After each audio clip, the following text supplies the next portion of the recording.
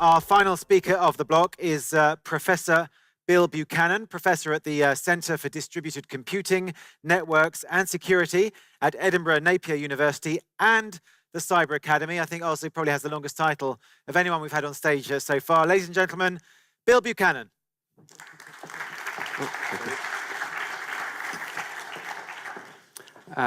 Thank you. So I'm the last speaker before lunch, so you'll be desperate for me to finish. I'm part of what's called the BlockPass Identity Lab, and that's been built in Edinburgh. So we have funding for research. It's the first blockchain identity lab in the world which is focused on research. We think sovereign identity is a core part of building a new world and a new society. Unfortunately, few of our governments have implemented something that's scalable and is trusted by the citizen. So I'm going to give you an overview of how to build a more trusted and citizen-centric future. And it's up to all of us to really understand this in the context of the new world that we're actually creating. And I saw this quote, and I forgot where I took it from, but cryptography is fixing all the problems that we've set up with our internet. It's a sticking plaster. SSL became our protocols. We added in a bit of crypto, and we called it SSL and TLS. It's a sticking plaster. It basically is there to protect the tunnel. What happens on either end really is unprotected. So cryptography has been focused on improving our system security. But we think that cryptography should be contributing to improving our society. That's a pretty fundamental thing to say there, that the future of our society depends at the lowest level on cryptography. Just like we built the buildings of this city in the past, we need to be building the future on cryptography and make sure that we're building a digital trust infrastructure, but that we also have human trust. So data privacy, resilience, and sharing will be a core part of building this new world. For the first time, citizens will be in control. So we can't really start a presentation without bringing up GDPR. It happened, and it's now with us. And we kind of thought, well, it's over. What do we do now? What we need to realize is that all of the IT systems, virtually every single thing that we've created is legacy and needs to be stopped. It needs to be migrated away because it doesn't have core principles built into it. At the core of GDPR is the citizens' rights to own their own data. How many companies here could stand up and say that citizens really can own and control and get access to their own data? Very few, especially our larger companies. They've harvested data, they've kept data and sold it on. Another part, we need to be smarter to be able to respond to incidents 72 hours, and we need to be able to detect quicker. And then we need to make sure that we have the concept of pseudonymity. If somebody can describe pseudonymity here in good detail, then I'll be extremely impressed. I have no idea what that really means. To me, you're either anonymized or you're not. Pseudonymity is a flawed model that we need to move away from quickly as a turning point and move towards anonymity if it's required. And then the core of everything that we should be doing in our future is encryption. Encryption must be our starting point for everything that we do. Signed transactions, protected, proof, verification. We need to articulate to society what it is encryption and cryptography is actually doing so that someone can look at a green padlock on a web page and understand what that really means. So that's at the core. In pseudonymity, really, we design systems where we might keep some personal details away from our records. So our patient record here has a patient identifier. That's a pseudonym. In the days of paper, that sat on a doctor's desk and it had a little number on the top and you couldn't spot that. In a digital world, it's not that difficult to map a pseudo identifier to an individual. And once you've done it for all the records. So we need to move much more towards the distributed ledger approach in our data infrastructures. And it isn't just to put in our pseudo-anonymization into our ledger, because that can be unpicked. We need to understand how we create the salt and how we create the identifier, the seed of the identity, and where that is. I can't believe companies still store passwords. They still store hashed passwords. In these days that you don't have to store a hash version of a password, companies still store them, leaving themselves open. More and more companies need to understand they need to create virtually no presence of the identity on their system and give the identifier, the seed, back to the individual and put it onto their phone. In that way, they're now physically pushing the identity back to the citizen. So I received this just the other day. I thought, good, now I have an identity for an election register in my home city, Edinburgh. That's great. Sent as an email. And do we trust email? No. Not one single email that you receive can ever be trusted. In fact, your Outlook probably blocks the one that is digitally signed. So I received that and I clicked on the link and I went there and oops, it's not secure. So how can we build up trust if we send our users from an email message with a link to an untrusted site?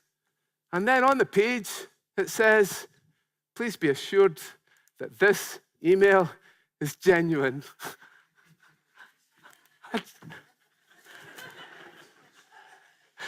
Oh, you can't make it up, really? You can't make it up. They have no investment. We have investment in companies. Governments don't have investment in serious developers and so on. You can trust this email, it says on the website. How crazy is that? And that's about as genuine as that. So this is, I receive lots of these and I keep them all. I do follow them up, by the way.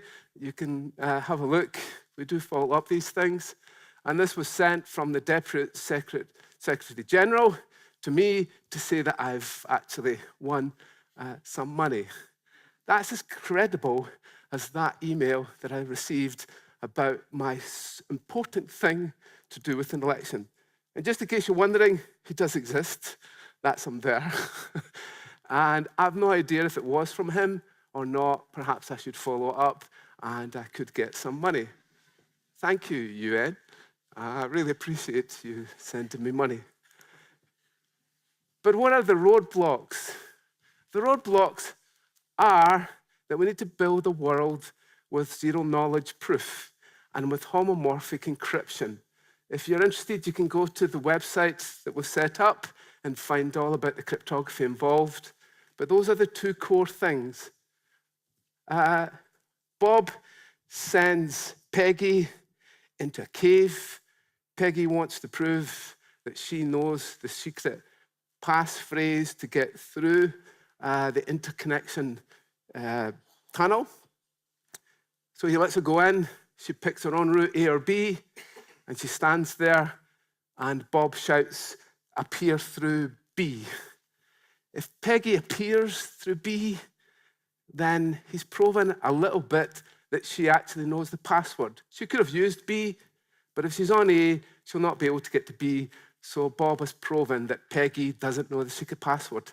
So he keeps sending her in, and more, when he sends her in, she's able to come out through the right entrance.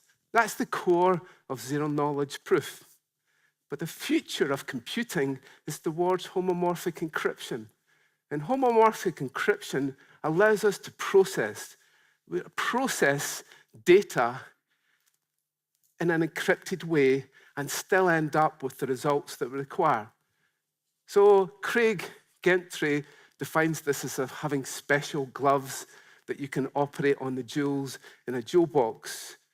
And the workers can work in the jewel box without actually opening up the jewel box. So more and more, we need to be working around these two core areas. Zcash uses it and uses ZK snarks to be able to provide this. But look at the performance hit.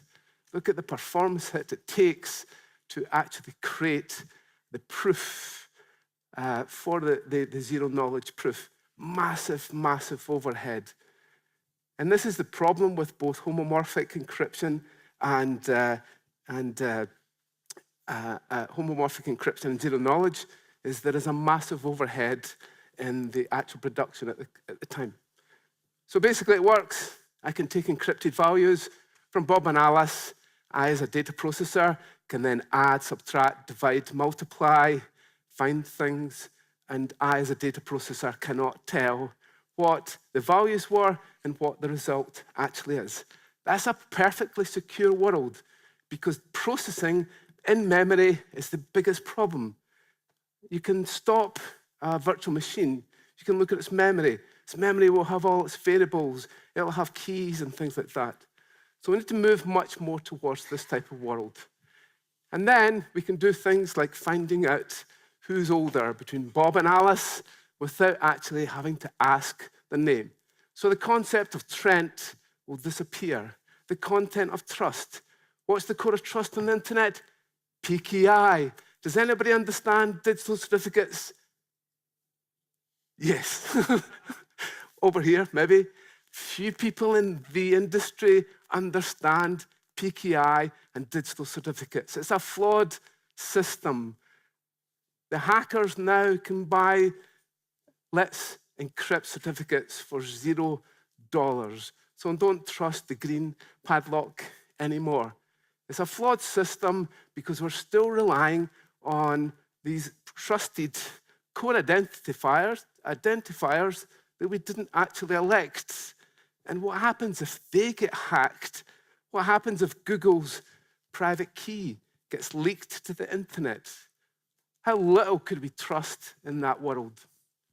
So we should be able to start to be thinking about the kind of things that we might want to ask without revealing any core information. And that is a GDPR proper world. So the way it works is you take your values, you have a secret key, you can do your function, get the result back, and you can decrypt it. The core of it is actually to create what are called cipher bits. These are little ones and zeros, and then we operate on the cipher bits in a logical way, just like logical circuits, and then we decipher them and we convert them back to the numbers again. So it's almost like we need to rebuild all our computing libraries, even just to add and subtract and multiply. We need new libraries which will operate on little cipher bits. Look at any of the cipher bits and you will not be able to determine what the actual original value was. If you're interested, there's the crypto behind it. It's not fantastic maths. It's quite simple in there, but we're dealing with individual ones and zeros. There's what an adder looks like. If you remember, maybe from school time, a 2-bit adder looked like that. We build our crypto based on an electronic circuit. So the circuit becomes our mathematical generator for this. And we can see companies like IBM building massive computers to be able to cope with the requirement for this type of world. Because processing will be key to make sure that we preserve the secrecy of the data. And then what we can do is that we can mine across our blocks and we can put encrypted data onto the blockchain and then use homomorphic encryption to be able to do simple things like what we have to do to find out that Bob has got enough money to spend on his account. But should we be revealing how much Bob has got in his account, and should we be revealing who he's spending money with? And the answer in GDPR is no. And until we get that problem solved, we will not get our citizens to take their money from their banks and put it onto the blockchain, because they're hanging up their washing for everyone to see. So ZK Snark brings along two contributions. Hidden homomorphic is that I can feed values into a smart contract, and the smart contract cannot tell what those values are. It can quite happily operate on them in the right way and give me back the result, but there's no way that the smart contract can tell what the input and the output values are. It also allows for what's called blind evaluation. I can use a smart contract, but there is no way I can determine what the mechanics is of the smart contract. That's kept secret to the user of the smart contract. The one system that could do this is in development. And the Hawk system allows for the smart contract to be held off the blockchain and still be trusted. So it binds the smart contract to be running from a cryptography point of view off the blockchain, but it doesn't take up the processing requirement required for the main blockchain. An example of some code is this for a smart contract. So Hawk could provide us with a way that we can start to relieve the load on the Ethereum blockchain by running smart contracts that can run anywhere. And CryptoKitties has been spoken about. And CryptoKitties showed that we could have ended up with a bottleneck. So at the time, we kind of reached the limit of what was possible in Ethereum, but have managed to push through. But to fundamentally push the barrier, we need to scale up even more. And the transaction speeds really, Ripple can't be included as a proper blockchain type solution, but it achieves rates that are moving towards Visa. But if we need to move Ethereum and Bitcoin up that scale to overtake Visa, we need new methods to be able to implement this, because we've now come to a bottleneck and it needs to be removed. So the solutions that are currently being proposed are around sharding and Casper. So sharding is a bit like our old economies, where each of the islands are able to trade and keep their own ledger and work independently. And all we really need to do is, if the islands trade with each other, is that we have some transaction system, that we keep some receipt system that shows that one island has transacted with another one. That's the sharding method. Casper brings a method where we move away from the waste of energy, of proof of work, towards a proof of stake. And sharding works by having a global root, and then you create shards. Whether this will work is yet to be seen, but we're now going to trust shards to look after their own ecosystem. And that would work because in most of the applications we develop, we create a little ecosystem where we just trade amongst that system, and only occasionally do we have to jump out and communicate with another system. So the model that's proposed is this one. We're going to have a shard, which will have an ID as we create them. And then each shard will keep its own transactions and receipts for those transactions. And then we will have an interconnect record, which will actually define, if you can go to it, when the two shards communicate with each other. So a receipt will be sent from one shard to another. That will be processed, and then a confirmation will be sent back. And in that way, that shards can ease the burden on the overall blockchain. And it's not really been thought through completely yet, but we'll have to see if it works. So it's there as a development platform for those to develop applications. Casper also tries to move away from the proof of work method, which is really burning up too much energy, and move towards a proof of stake in there. And it's reckoned that the amount of work that will be required to secure the block will drop from 1,500 Ether to only 32. So the problem just now is that we just make it too difficult, too expensive for somebody to take over the network. Make it too expensive, and it's going to cost them a lot in electricity. But with a proof of stake, we drop it down into 32 Ethers. So those are the things that are now starting to change and scale up. And what we want from our health, and many countries want this, is that we've built up a health system which is clinician-focused. We revolve around clinicians, and they tell us what they want, and we book appointments with them, and so on. Most countries want to move towards a citizen as an active commissioner, and for citizens to take control of their own health and well-being. In blockchain, the areas of possible innovation are multiple. So we can see electronic health records are an obvious one, but things like asset tracking, e-prescribing systems are almost a no-brainer in terms of their application. It just seems a natural thing to put an automated prescription system onto a blockchain. And the problem with healthcare is that you will see someone go through multiple paths, and they will have multiple illnesses.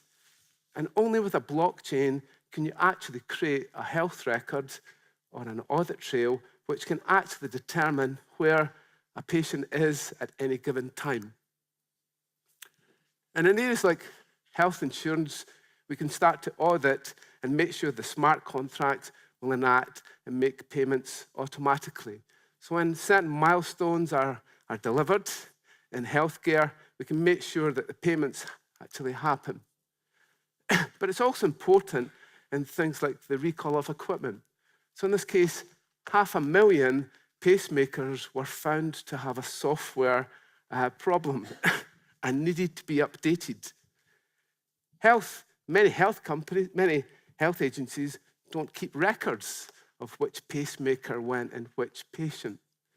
So we could actually have an asset tracking system in healthcare which made sure that if we needed to, we'd be able to trace where assets were and help the patient. In pharma, in clinical trials, there is many problems with fraud that a blockchain solution would make sure that we could trace through any pharma and clinical trials. So what we're working on at the present time is an asset tracking system for health where we can track a device from its creation to its disposal at the end. And in that way, you can actually understand the dynamics of how devices are used within a healthcare environment, and you can quickly recall on the case where there is a problem with the software, and you know exactly where all of your devices are. So just now, we're not putting the core data onto the blockchain. We're doing what most people will do, is to put the record of the device into a trusted agency and put a signed record, a thumbprint onto the blockchain. Not perfect, because the trusted agency could not give you back the data or might delete it, and so on. So there are better models that would allow you to be able to set up a trust network.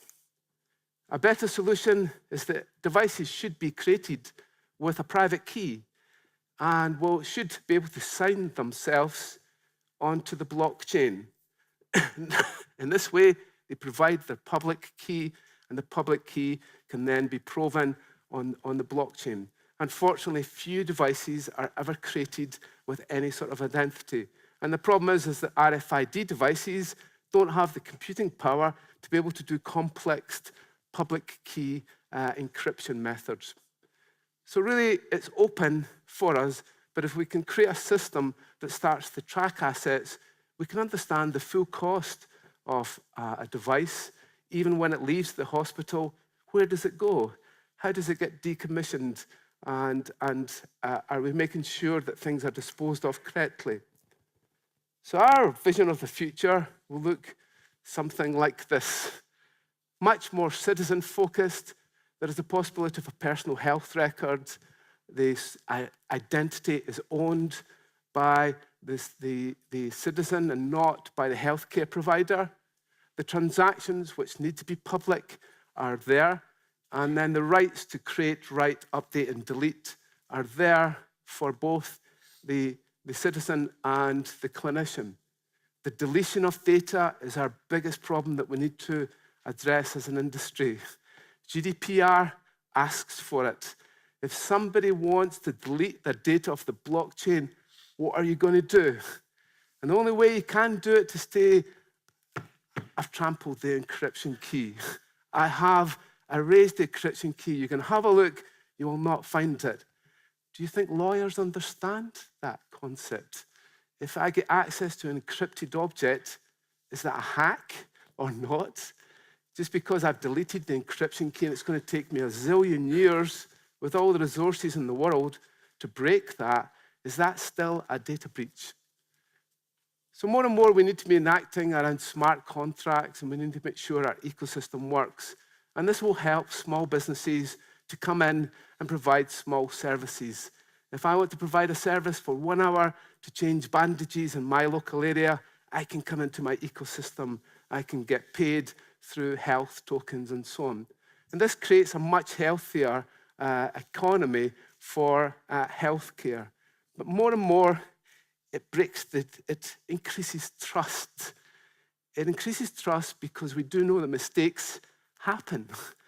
And they happen for all the most unfortunate of reasons. And we need to address that by having verifiable audit trails that can actually enact smart contracts and understand where the patient has been and what actually happened. So the deletion of data is an important part of this smart contract. So our world, and this is what we're building just now, looks like this. If I want free bus travel in Edinburgh when I'm age 60, I should walk on a bus and automatically I shouldn't have to pay. A smart contract somewhere has created an attestation for me, and I store it somewhere, and has enacted a smart contract, so when I walk on a bus, I will get free transport.